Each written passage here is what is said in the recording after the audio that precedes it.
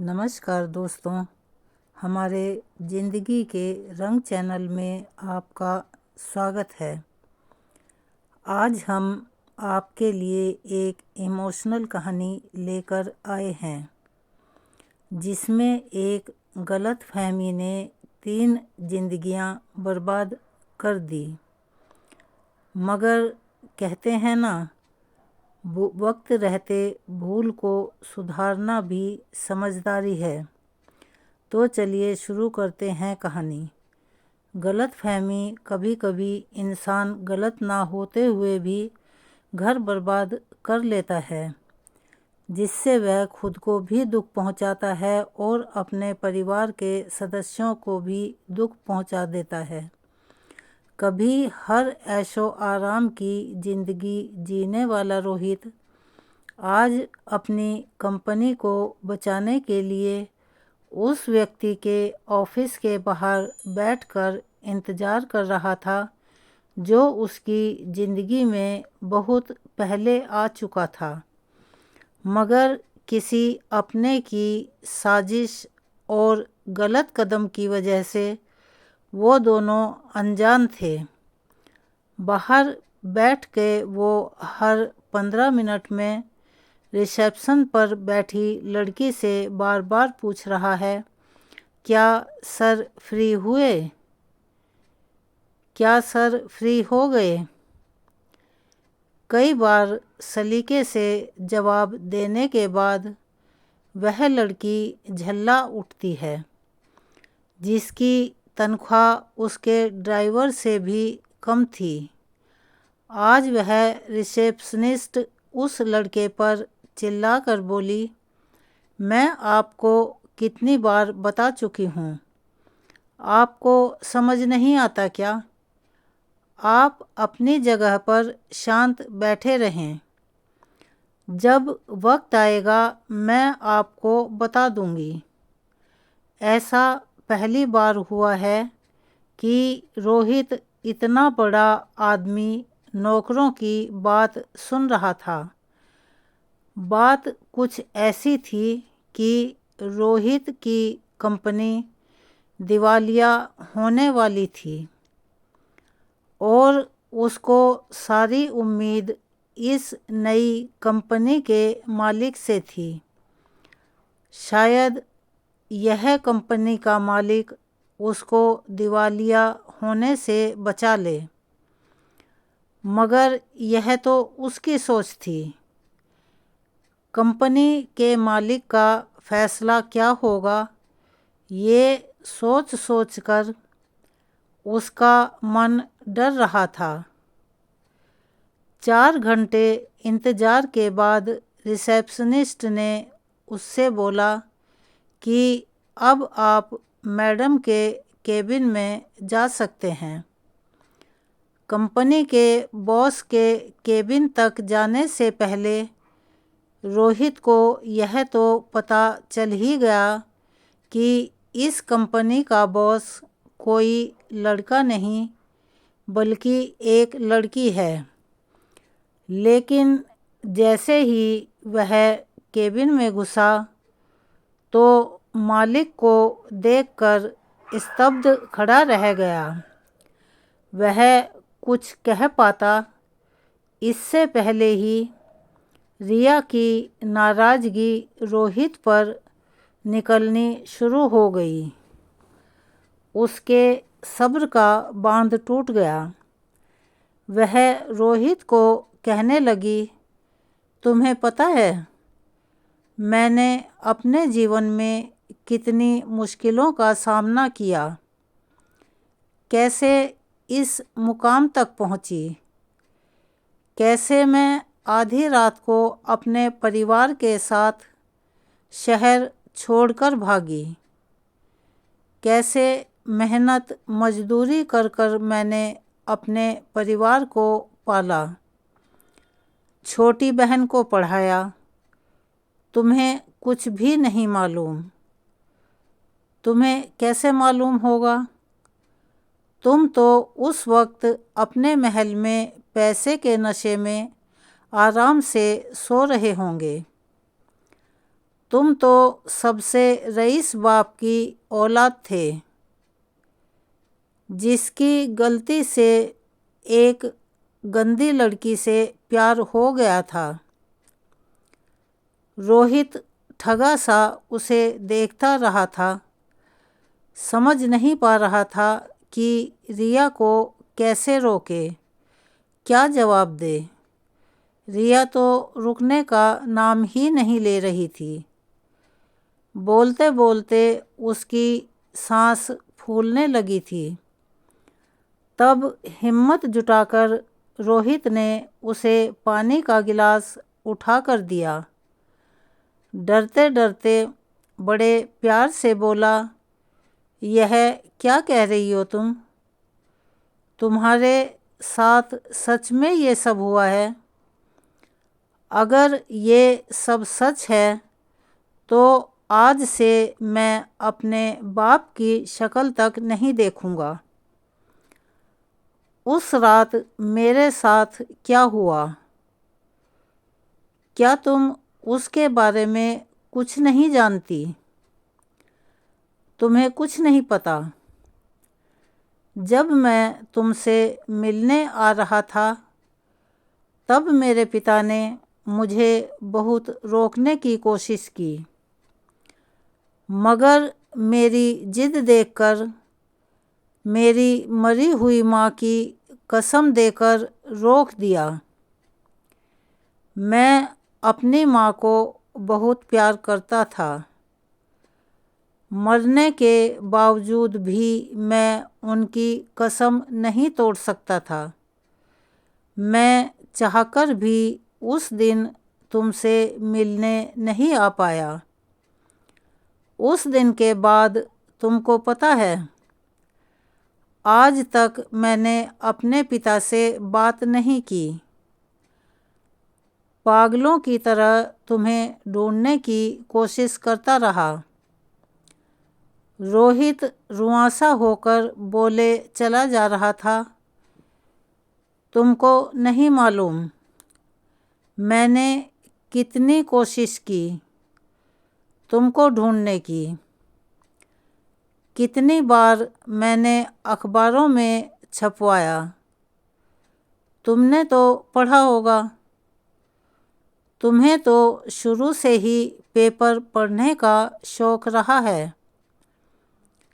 Rohit internet से कुछ paper की कटिंग निकालकर रिया को दिखा रहा था। यह सब देखकर रिया के पैर तले से जमीन निकल गई, क्योंकि गुस्से में जिस आदमी को रिया हमेशा कोसती रही थी, अपना सबसे बड़ा दुश्मन समझ रही थी और यह सोचकर हलकान हो रही थी, अनजाने में उसने पिछले 10 साल यही सोचकर गुजारे कि रोहित ने उसे धोखा दिया। आज वह सारा गुस्सा मोम की तरह पिघलकर आंसुओं के जरिए बह रहा था। मन यह समझ नहीं पा रहा था कि क्या करें। अचानक दोनों एक दूसरे से लिपटकर जोर जोर से रोने लगे और दोनों अपने अतीत को याद करने लगे। दोनों की आंखों से आंसू नहीं रुक रहे थे। 10 साल पहले रिया रोहित के ऑफिस में काम करने के लिए आई थी। रिया एक सुलझी हुई लड़की थी, मगर उसे नौकरी की बहुत ज़रूरत थी। बिजनेस में बहुत होशियार एक सीधी सी लड़की, जिसको अपने मालिक के लड़के से प्यार हो जाता है। रोहित भी रिया से बहुत प्यार करता है। कुछ ही दिनों के साथ के बाद दोनों एक दूसरे से शादी करने के लिए सहमत हो जाते हैं, पर यह बात किसी तरह रोहित के पिता को पता चल जाती है। उसे यह बिल्कुल पसंद नहीं आता।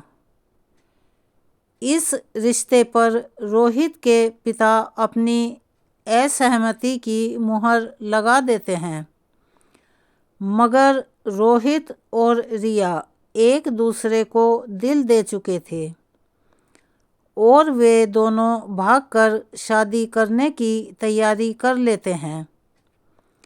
उस रात रोहित के पिता उसको घर पर रोक लेते हैं।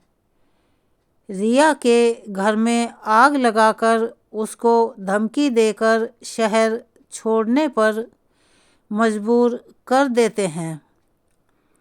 दूसरे शहर में दर दर की ठोकर खाकर बड़ी हुई रिया आज एक बड़ी कंपनी की मालिक बन जाती है। वह रोहित की कंपनी को जब चाहे तब तहस नहस करके रख सकती है। अपमान की आग में झुलसती रिया इसी बात का बदला लेने के लिए वापस उस शहर आई थी, पर जब उसको रोहित के प्यार और सच्चाई का पता चला तो वह पश्चाताप के आंसू बहाते हुए रोहित के गले लगकर रोने लगी। रोहित गुस्से में आग बबूला होकर अपने घर जाता है और चिल्लाकर अपने पिता को बुलाता है और कहता है, देखो तुमने क्या किया। रोहित के पिता की आंखों में भी आंसू आ जाते हैं। इतने दिन बाद रोहित ने उसने बात की बाप का दिल खुशी और डर से धड़क उठता है, लेकिन तसल्ली इस बात की थी, बेशक गुस्से में ही बात की, मगर की तो सही।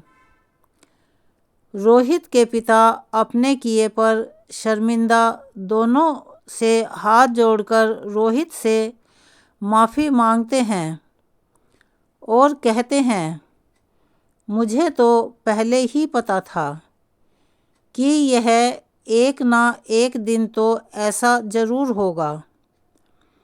मैंने पैसे के गुरूर में बहुत बड़ी गलती कर दी थी।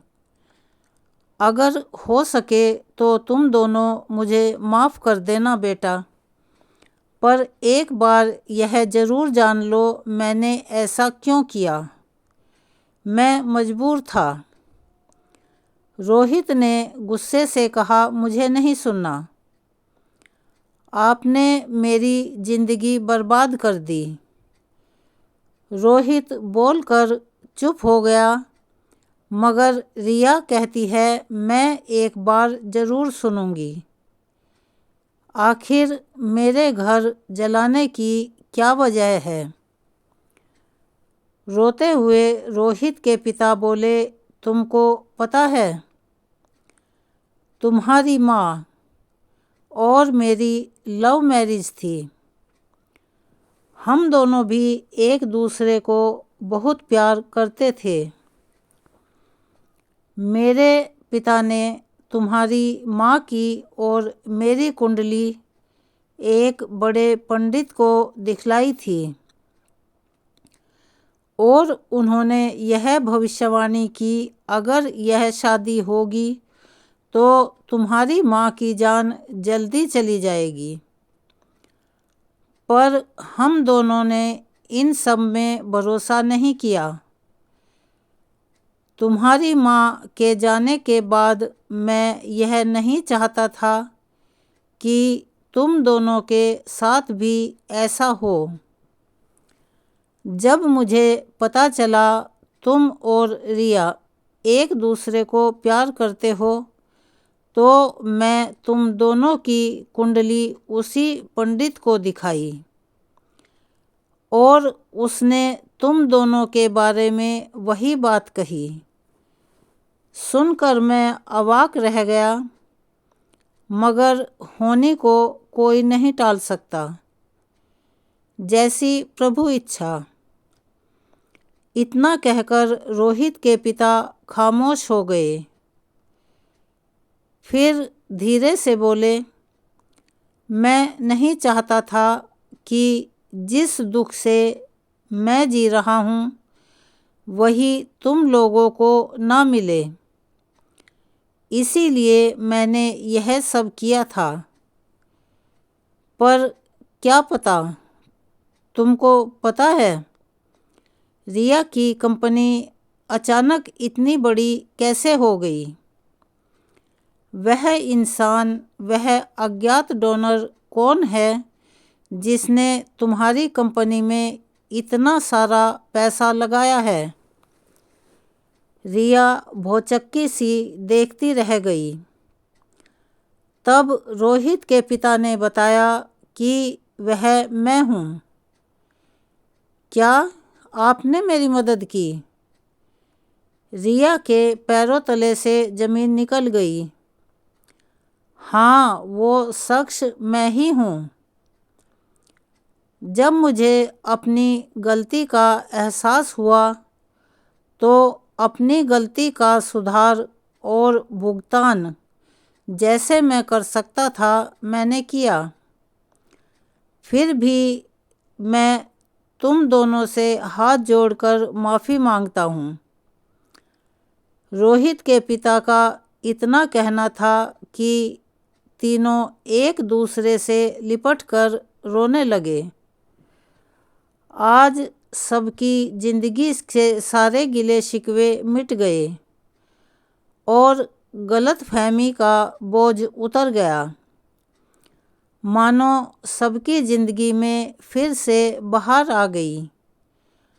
फिर रोहित के पिता ने पंडित को बुलाकर अपने बेटे बहू की कुंडली निदान करवाकर शादी कर ली और सब खुशी खुशी रहने लगे। इसीलिए कहा जाता है कि सुबह का भूला शाम को लौट आए तो वह भूला नहीं कहता। कुछ समय बाद रोहित और रिया मम्मी पापा बने और रोहित के पिता अपने पोते के साथ अपनी बची हुई जिंदगी के दिन खुशी खुशी गुजारने लगे। हर वक्त उनका घर नन्हे चिंटू की किलकारियों से गूंजता रहता था। अगर आपको हमारी ये कहानी पसंद आई हो तो प्लीज़ हमारे चैनल को सब्सक्राइब करें, लाइक करें, ज़्यादा से ज़्यादा शेयर करें ताकि यह जानकारी ज़्यादा लोगों तक पहुंच सके। हम आपके लिए ऐसी ही और कहानियाँ लेकर आते रहें। हमें अपना सहयोग दें। अगर आपको हमारी वीडियो में या हमारी कहानी में कोई कमी नज़र आती है तो कृपया कमेंट करके हमें बताएं। हम उन्हें सुधारने का पूरा प्रयास करेंगे। धन्यवाद।